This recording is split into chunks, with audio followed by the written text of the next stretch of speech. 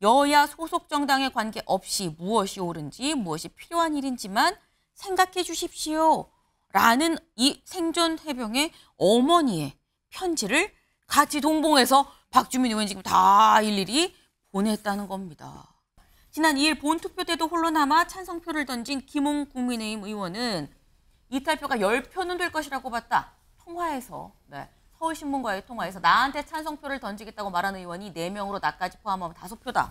아까 그 얘기죠. 근데 왜 갑자기 10표냐? 당을 살려야 된다고 생각하는 의원들도 최소 10명이 넘을 것으로 본다. 그토록 당시 야당이 반대하고 법조계에서 엄청난 우려를 표시를 했는데도 불구하고 공수처를 밀어붙였잖아요. 자당 내에 그거를 반대하던 뭐 금태섭 전 의원 같은 경우에 그냥 내팽개치고요. 뭐 이런 거예요. 그런데 지금 그 공수처 수사를 민주당이 부정하고 있는 거예요. 그러니까 엄청난 자기 모순이고, 또 한 가지는요. 이게 차상병 특검 하나로 끝나는 게 아닙니다. 지금 민주당은요. 이른바 특검 만능주의에 빠졌어요. 여야 이탈표 17표 놓고 물밑 작전입니다. 어제 김진표 국회의장이 얘기를 했죠. 28일 날 여야가 합의하든 안 하든 이거 표결 붙입니다. 라고 얘기했습니다. 28일 이제 딱 5일 앞으로 다가왔죠. 관건은 17표다라는 겁니다. 왜 17표냐? 같이 볼까요? 저희 지금 현재 21대 국회 지금 현재 재적 의원이 295명입니다. 295명인데 이게 다시 표결로 넣었을 때 한번 이 거부권이 행사된 법안에 대해서 다시 표결을 할 때 3분의 2 이상이 찬성을 해야 되죠.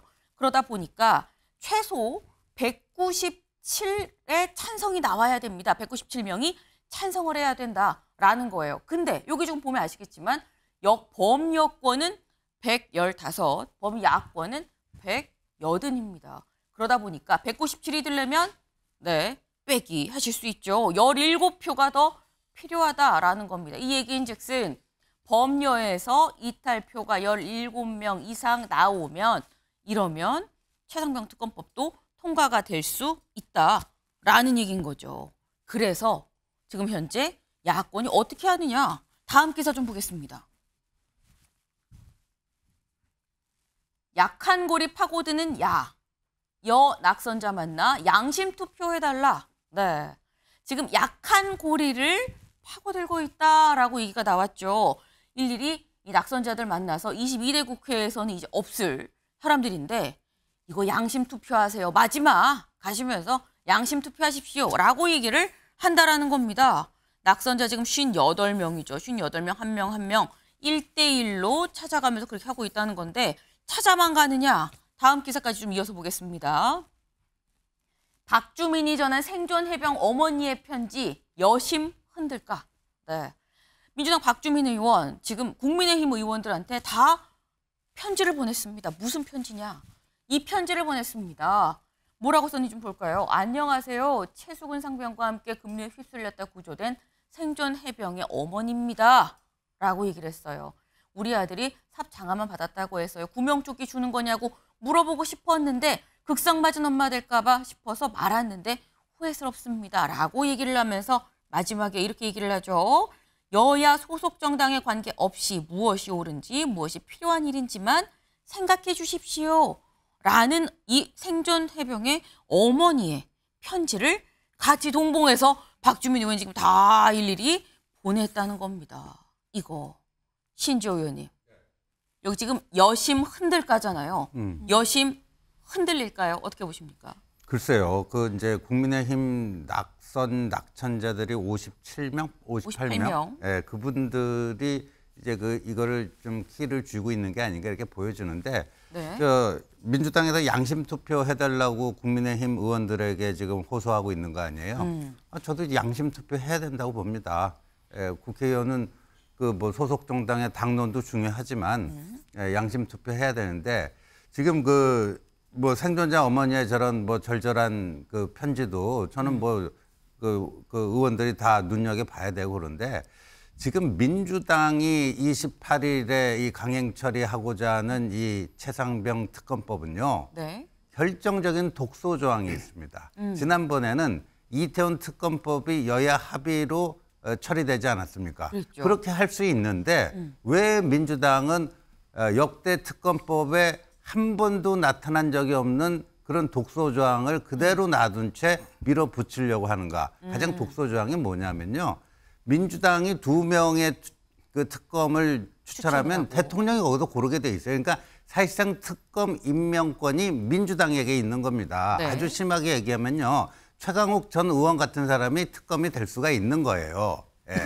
그러면 역대 13차례의 특검을 보면요. 네. 여야가 합의로 이루어졌고요. 사실상 대통령에게 일정한 특검 임명권을 부여하는. 왜냐하면 이 특검이라는 게 그 대통령이 수장으로 있는 행정부의 기능인 수사권을 입법부로 옮기는 거기 때문에 그런 경우에는 이제 대통령이 특검 임명권을 제대로 행사할 수 있게 해주는 게 이제까지의 관행이었는데 그 관행마저도 깨고 뭐 이게 그 정략적으로 지금 하려고 하는 거고 그다음에 지금 공수처에서 이른바 수사 외압 관련된 수사가 굉장히 빠른 속도로 지금 진행이 되고 있습니다. 네. 그러면 지금 대통령이 지난 취임 2주년 기자회견에서 특검 자체를 거부한 게 아니잖아요. 공수처 수사 보고 그때 가서 필요하면 하자 이런 조건부 수용론을 내걸었는데 지금 저런 식의 그 독소 조항이 담긴 거를 그대로 하자라는 거는 정말 피해자들의 한을 풀어주기보다는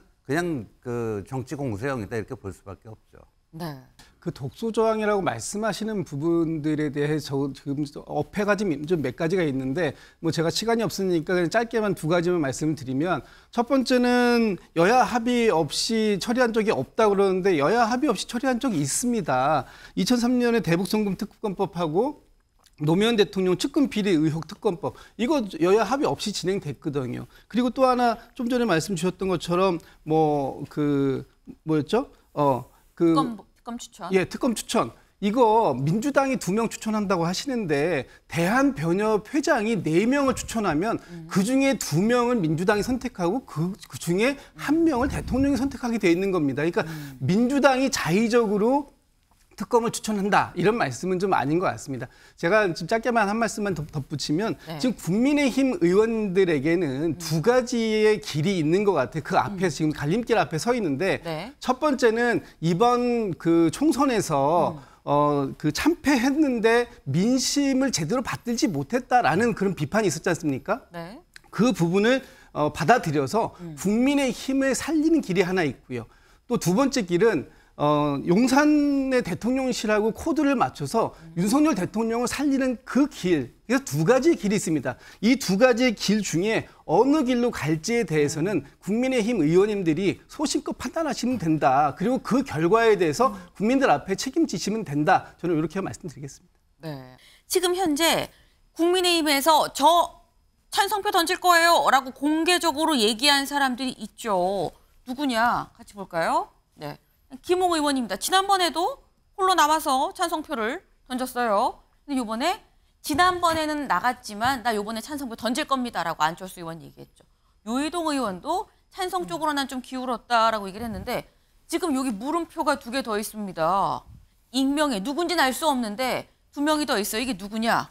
김웅 의원이 얘기하길 나한테 나 찬성표 던질 거야 라고 얘기한 사람이 총 4명이에요. 나까지 합해서 5표는 됩니다. 라고 얘기를 했습니다. 누군지는 몰라요. 근데 김웅 의원을 포함해서 지금 현재 국민의힘에서 찬성표를 던질 사람이 5표는 있다라는 건데 국민의힘 입장에선 이탈표일 거고요. 민주당 입장에서는 소신표일 거고요. 이승환 위원님, 이탈표 얼마나 될 거라고 보십니까? 김웅 의원 표현도 그렇고 그리고 박주민 의원이 지금 여당 의원들과 데이트 신청하고 있다. 2명 만났고 3명 더 만날 거다라고 했는데 저는 이 데이트 신청하고 있다라고 하는 표현에서 이 사안을 꽃놀이표로 인지하고 있는 거 아닌가? 이 생각이 들더라고요. 지금 박주민 의원이 여당 의원들 만나서 이거 특검 찬성해달라고 할 때가 아닙니다. 박주민 의원이 그 진정성을 조금이라도 더 보이기 위해서는 2가지 사과를 해야 되는데요. 첫 번째가 여당 의원 찾아가가지고 우리가 그렇게 애써서 만든 공수처 정말 무용합니다. 쓸모없습니다. 우리가 잘못 만들었습니다. 사과해야 됩니다. 그리고 두 번째, 지금 이 특검에서 가장 문제가 되는 게 수사를 하고 조사를 하고 이첩하는 과정의 문제지 않습니까? 네. 근데 이 혼돈을 만든 게 2년 전에 군사법원 개정안이 나왔는데요. 이 개정안 만든 게 박주민 의원입니다.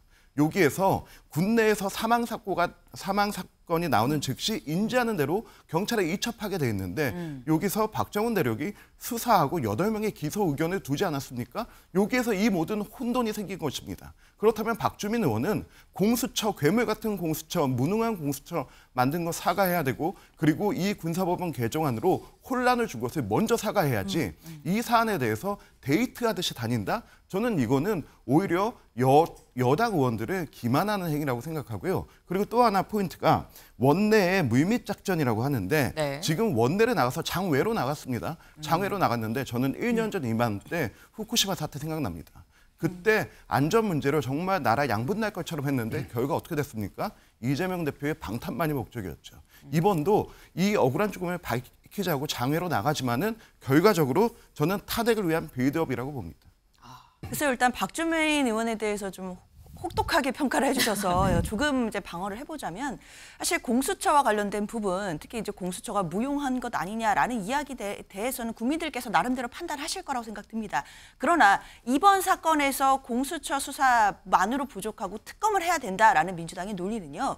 공수처가 수사할 능력이 없다 이런 취지가 아니라 공수처가 갖고 있는 지금 기소권에 대한 문제입니다. 이번 사건에서만큼은 공수처가 수사권은 있지만 기소권이 없거든요. 왜냐하면 공수처가 당시에 만들어질 때 수사권도 기소권도 함께 갖게 된다면 너무 옥상옥이 되는 것이 아닌가라는 우려가 있어서 기소권의 경우에는 뭐 판사라든지 검사라든지 이렇게 제한된 사람들에게만 있도록 지금 설정을 해놓았고 이번 사건 같은 경우에는 기소권이 없습니다. 그럼 말 그대로 공수처가 뭐 나름대로 지금 수사를 하고 있지만 수사가 끝나면 또다시 기소를 위해서 검찰이 이첩을 해야 되거든요. 그런 과정들이 사실 국민들 보시기에 이 신속하게 진상이 규명되어야 되는 부분에서 본다면 맞지 않기 때문에 특검을 도입한다라고 한다면 3개월 내에 수사도 끝나고 기소도 될 것이기 때문에 특검을 하는 것이 낫다라는 판단인 것이고 물론 이제 군 형사법이 개정된 부분이 있습니다. 그러나 거기서 이제 개정된 부분에서 사망 사건 같은 경우에는 경찰에 바로 이첩되도록 한 것은 맞는데요. 사실 수사 권한에 대한 문제였던 것이지 이첩이 됐다가 그걸 다시 회수해오는 것 이건 별도의 문제이기 때문에 공수처도 공수처겠지만 특검의 수사 필요해 보입니다. 네. 특검법과 관련된 부분은 28일 날 민주당이 회의를 강행을 하고 또 국회의장이 본회의를 개최를 할 경우에 우리는 한치의 틀어짐 없이 전원이 모여서 당론으로 우리의 의사를 관철시키는 행동을 할 수 있도록 다 같이 힘을 모으자. 그렇습니다. 그때도 채택이 됐고 앞으로도 이번에도 가면서 당론으로 채택해서 갈 예정입니다.